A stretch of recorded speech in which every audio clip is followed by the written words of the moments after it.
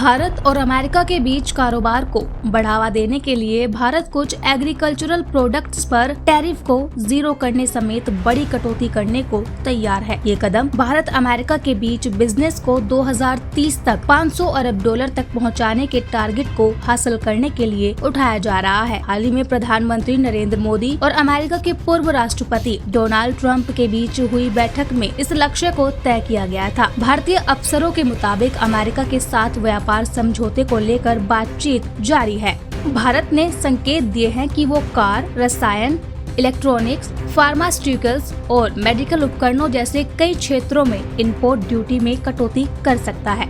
भारत के वाणिज्य मंत्री पीयूष गोयल के नेतृत्व में एक टीम वाशिंगटन में बातचीत कर रही है। इस बातचीत के दौरान भारत ये भी क्लियर कर रहा है कि वो एक हाई फीस लगाने वाला देश नहीं है, बल्कि हाल ही में कई प्रोडक्ट्स पर फीस में कटौती की गई है। उदाहरण के लिए भारत ने महंगी मोटरसाइकिलों पर फीस को 110% से घटाकर 100% कर दिया है और अमेरिकी बार्बन विस्की पर 50% से घटाकर 30% कर दिया है। इसी तरह भारत कुछ मात्रा में मसूर और मटर जैसी दालों के लिए जीरो टैरिफ व्यवस्था को लागू करने पर गौर कर रहा है। भारत ने अमेरिका अधिकारियों को ये भी दिखाया है कि भारत 24 से ज्यादा अमेरिकी प्रोडक्ट्स पर औसतन सिर्फ 3% इम्पोर्ट ड्यूटी लगाता है, जबकि ज्यादा टैरिफ कुछ ही प्रोडक्ट्स पर लगाया जाता है। अमेरिका की तरफ से भारत पर टैरिफ बढ़ाने की योजना के मद्देनजर भारत भी अपने पक्ष को मजबूत करने के लिए कदम उठा रहा है। भारत ने उन क्षेत्रों को उजागर किया है जहां अमेरिका का भारत के साथ कारोबार सरप्लस में है, जहां भारत फीस बढ़ा सकता है। एक्सपर्ट्स का मानना है कि भारत की इस रणनीति से भारत को अमेरिका के साथ कारोबार में बेहतर सौदेबाजी करने का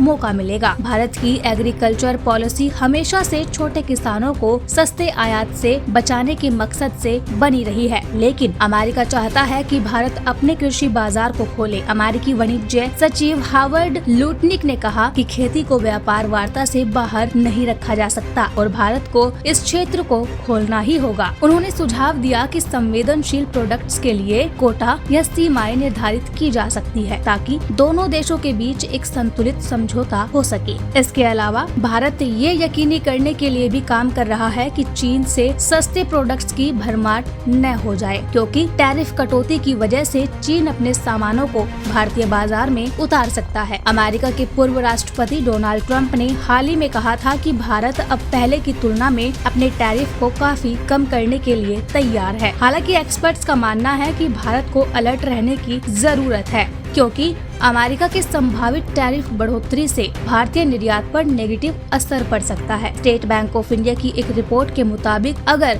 अमेरिका टैरिफ में 15 से 20% की बढ़ोतरी करता है तो भारत के कुल निर्यात में 3-3.5% की गिरावट आ सकती है।